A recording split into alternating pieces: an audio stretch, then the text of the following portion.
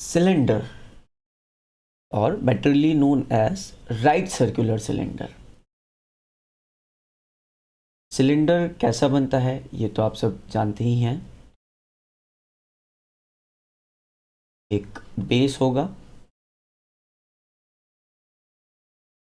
दो लाइन्स हम लोग ड्रॉ करेंगे और फिर वापस से सर्कुलर टॉप, तो this you call a cylinder, right.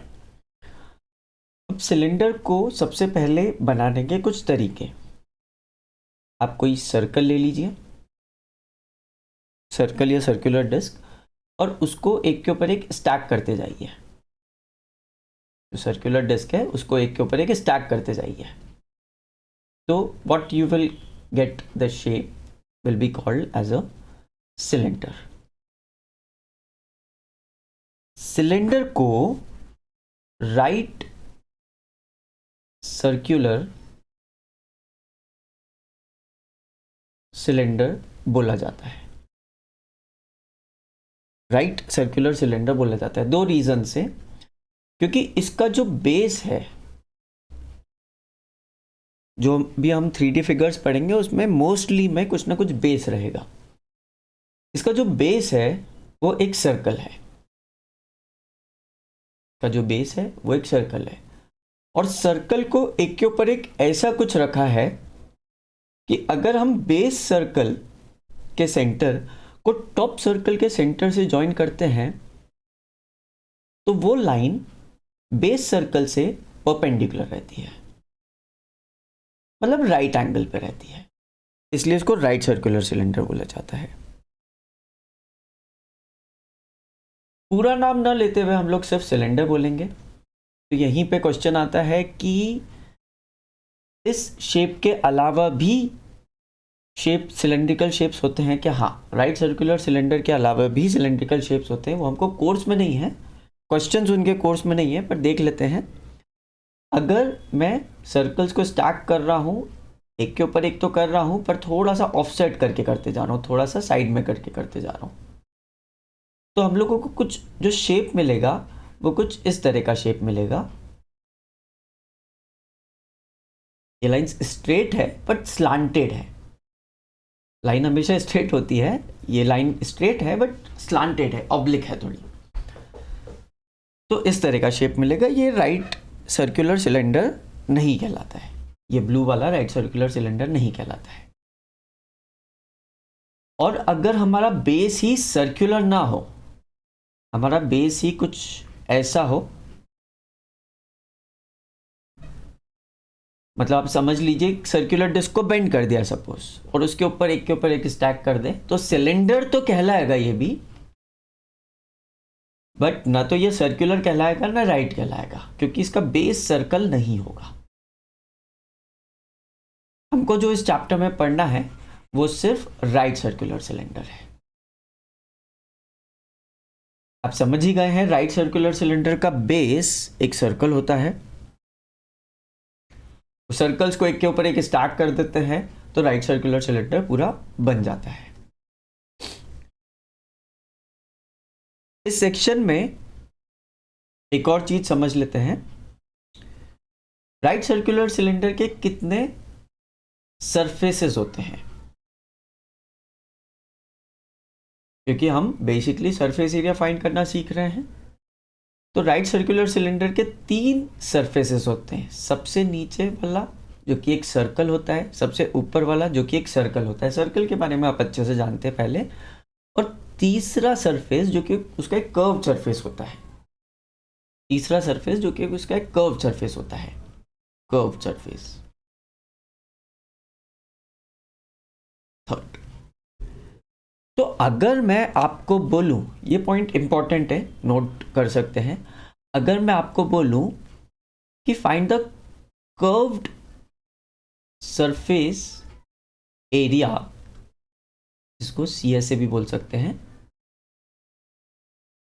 Find the curved surface area, तो आपको सिर्फ एरिया 3 निकालना है। कैसे निकालेंगे वो मैं बताऊंगा। और अगर मैं आपको बोलूं find the total surface area TSA, अगर मैं बोलूं आपको find the total surface area TSA, तो आपको area 1 plus area 2 plus area 3 पूरा निकालना है। अब कर्व सरफेस की बात करते हैं और फिर वापस इस पे आएंगे। कर्व सरफेस की बात करते हैं और फिर वापस इस पे आएंगे। अब क्या कीजिए, एक पेपर लीजिए, एक पेपर की रेक्टेंगुलर शीट लीजिए। रेक्टेंगुलर स्क्वायर दोनों चलेगी, इसलिए मैं रेक्टेंगुलर बोल रहा हूँ। रेक्टेंगुलर शीट ले लीजिए, इसको L बोल दीजिए और इसको जो विड्थ है W। अगर मैं इसको फोल्ड करता हूं, कैसे फोल्ड करता हूं कि ये वाली जो लाइन है, W वाली जो लाइन है, ये दोनों मीट कर जाए और बाकी की जो एज है वो एक राउंड शेप में चले जाए, सर्कुलर शेप में चले जाए।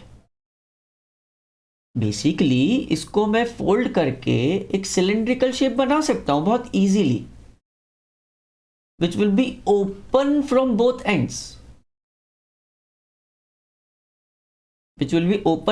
ends, और आप रिलेट कर पाए होंगे, मैं कर्व सरफेस एरिया की ही बात कर रहा हूं यहां पे, क्योंकि दोनों सर्कुलर एंड्स रहेंगे ही नहीं, ओपन रहेंगे ही नहीं, मतलब तो ये एक सिलेंडर बन जाएगा, ऑब्वियसली हॉलो सिलेंडर बन जाएगा, बट सरफेस एरिया तो बन जाएगा उसका कर्व्ड वाला।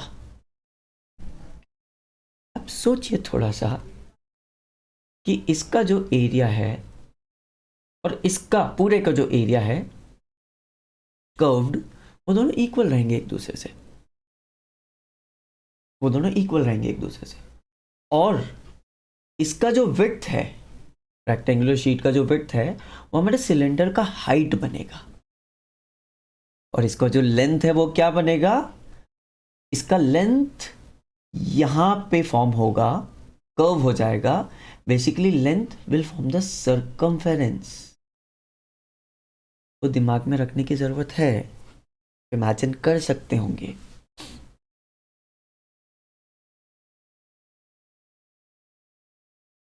राइट, जो सिलेंडर है उसमें कुछ एक्स्ट्रा चीजें आ जाती है, क्योंकि एक सर्कमफेरेंस बन जाती है, L इक्वल टू सर्कमफेरेंस हो जाता है, तो वहां पे एक सर्कल फॉर्म हो जाता है, इसलिए इसका रेडियस नई चीज आ जाती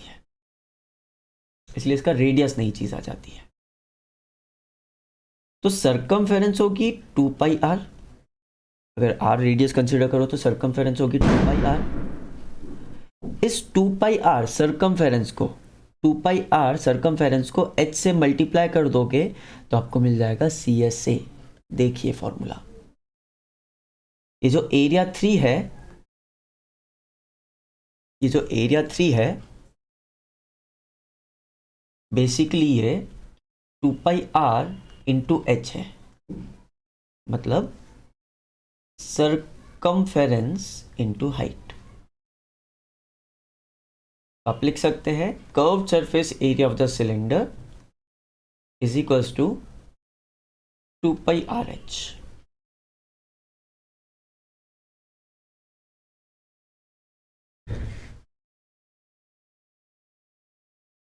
ओके,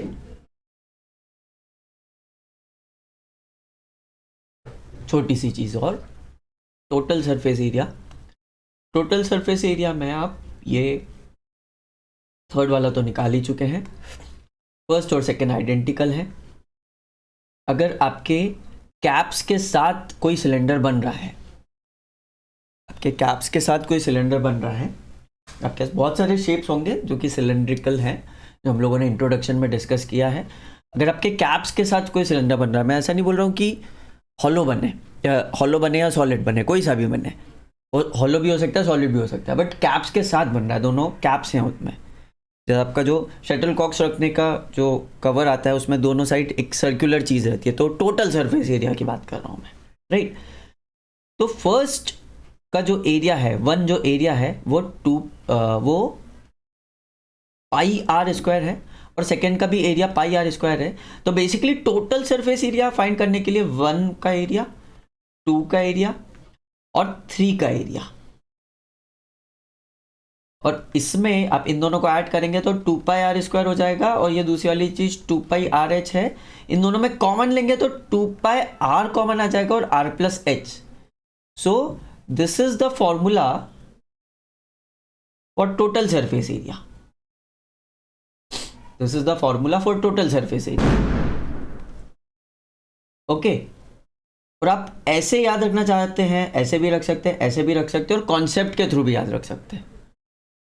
इस कॉन्सेप्ट को इतनी बार चला लीजिएगा दिमाग में कि आपको मेमोराइज्ड एरिया याद करने की जगह आप खुद ही सोच लो कि कर्व सरफेस एरिया की सिलेंडर की 3 सरफेसेस होती है। एक का एरिया होगा πr 2πrh जो कर्व रहेगी, फिर दोनों कैप्स πr² होंगे और 2 है इसलिए 2πr² हो जाएगा। तो 2πr² प्लस 2πrh, या लास्ट में जो सॉल्व करके लिखा है, लिख लीजिए इसको आराम से।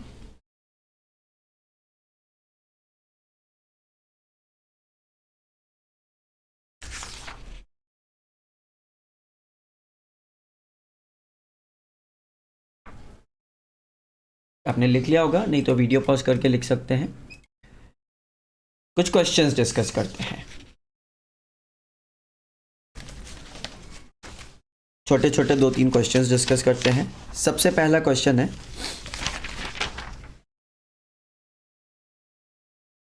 Savitri has to make a model of a cylinder kaleidoscope.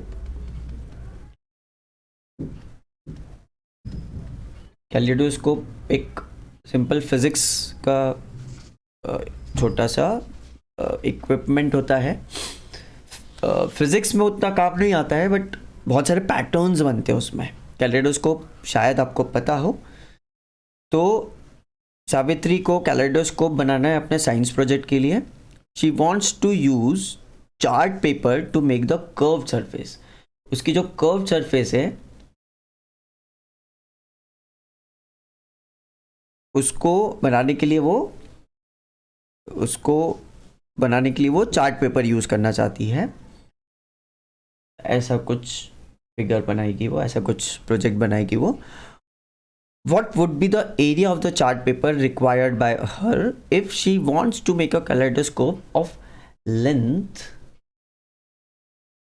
25 centimetre. यहाँ पे लेंथ दे दी क्योंकि हॉरिजॉन्टल रखा है, वर्टिकल कोई चीज़ होती है तो मैं उसी चीज़ को हाइट बोल देता। And radius 3.5 centimetres.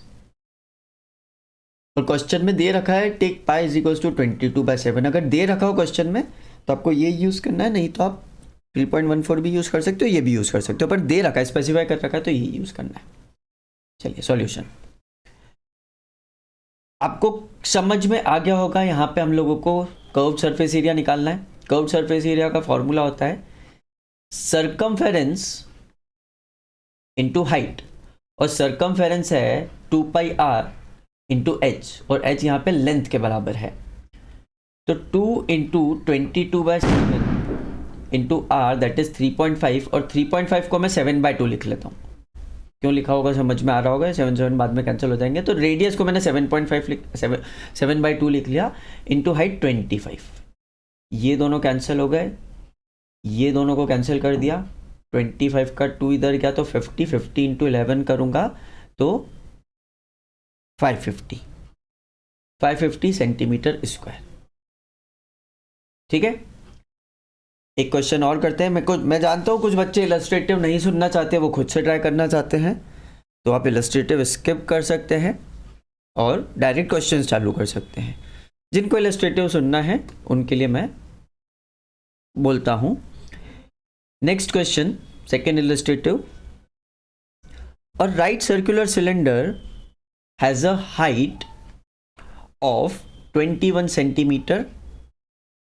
दे रखा है right circular cylinder has a height of 21 centimetre. Base radius is equals to 5 centimetre. Base radius क्यों बोला है? क्योंकि सिलेंडर सर्कल के एक्सक्लूशन से बना है। सर्कल मोटा हो गया, सर्कल की हाइट आ गई, वो सिलेंडर होता है, राइट। तो जो बेस फिगर है सिलेंडर के लिए वो एक सर्कल है, तो उसका रेडियस 5 सेंटीमीटर है। Find the curved surface area of the cylinder. यहाँ पे भी हम लोगों को सी ऐसे निकालना है, 2 pi r h circumference into height, 2 into pi that is 22/7। मैंने 22/7 मन से ले लिया, आप 3.14 भी ले सकते हैं, बट क्योंकि ये जो हाइट है 21, ये 21 दे रखी है, तो ये 7 के मल्टीपल है, इसलिए मैं 22/7 लूँगा। सिंपल पड़ेगा मेरे को, ईजी पड़ेगी कैलकुलेशंस। ये 3, अब 5 को मल्टीप्लाई कर देता हूँ, तो देखिए 22 में से 2 निकाला, ये 2 निकाला, ये 2 और ये 5 को मल्टीप्लाई करके 10 लिख दिया, 22 और 2 को मल्टीप्लाई करके 66 लिख दिया, तो ये हो गया 660। यूनिट्स बहुत ज़रूरी है, 660 सेंटीमीटर स्क्वायर, या ऐसा लिख सकते हैं स्क्वायर सेंटीमीटर, राइट। चलिए एक लास्ट इलस्ट्रेटिव और सुन लीजिए। height of a cylinder is 15 centimeter and the curved surface area, थोड़ा सा ट्विस्ट है, curved surface area 660 square centimetre. Radius find करना है, जहाँ पे हमको पाई की वैल्यू दे रखी है 22/7, जहाँ पे हमको पाई की वैल्यू दे रखी है 22/7, तो मैं फॉर्मूला लिख देता हूँ, वैल्यू सब्सटीट्यूट कर देता हूँ, रेडियस की जगह आर लिख दूंगा। देखो क्या बोल रहा हूं मैं, सॉल्यूशन में मैं फॉर्मूला लिख देता हूं, जो जो चीज़ें हैं वो सब्सटीट्यूट कर देता हूं। सी एस एस 660 दिया हुआ है, पाई की वैल्यू हमको पता है, हाइट 15 है, अब रेडियस हमको पता नहीं, उसको आर रहने देता हूं। अब इस अगर इक्वेशन को मैं देखता हूं तो एक ही अननोन है, ट्रांसपोजिंग, सिंपल शिफ्ट करके ट्रांसपोज करके इसको सॉल्व कर सकता हूं, ठीक है। 7 और 15 मेरे को सॉल्व होता हुआ नहीं दिख रहा, तो मैं normally 660 into 7 upon 2 into 22 into 15 ऐसा करता हूँ। अब 660 में बहुत सारे फैक्टर्स दिख रहे हैं इन चीज़ों के, तो सबसे पहले एक अच्छा फैक्टर दिख रहा है 3, वैसे 15 ही डायरेक्ट दिख रहा है, जिसको दिख रहा हो 15 और 660 मल्टीपल है, नहीं दिख रहा हो तो आप पहले 3 से कर लीजिए। अब 220 आ गया तो डायरेक्ट 22 से भी जा सकता है, तो 5 को डिस्टर्ब करे बिना मैं 22 से डायरेक्ट कर देता हूँ 10, और ये 5 और 2 मिलके 10 हो जाते हैं, 5 इंटू 2, और ये 10 खत्म हो गया। देखिए कितना सिंपल हो गया कैलकुलेशन, सिर्फ 7, और क्योंकि सब कुछ सेंटीमीटर और स्क्वायर सेंटीमीटर्स में था, इसलिए रेडियस सेंटीमीटर्स में आ जाएगा। तो दीज वर द 3 इलस्ट्रेशंस। अब आप ये एनसीईआरटी का क्वेश्चन है, ये भी डिस्कस कर चुके हैं हम लोग, ये एनसीईआरटी का एग्जाम्पल है, ये भी डिस्कस कर चुके हैं। तो अब आप लोग एनसीईआरटी की एक्सरसाइज ट्राई कर सकते हैं, अब आप लोग एनसीईआरटी की एक्सरसाइज ट्राई कर सकते हैं, उसमें 11 क्वेश्चंस हैं, ट्राई कीजिए। फिर ये 11 में से मैं कुछ अगर डिस्कस करता हूँ डाउट्स फॉर्म में, तो आपको मिल जाएंगे वीडियोस। ओके।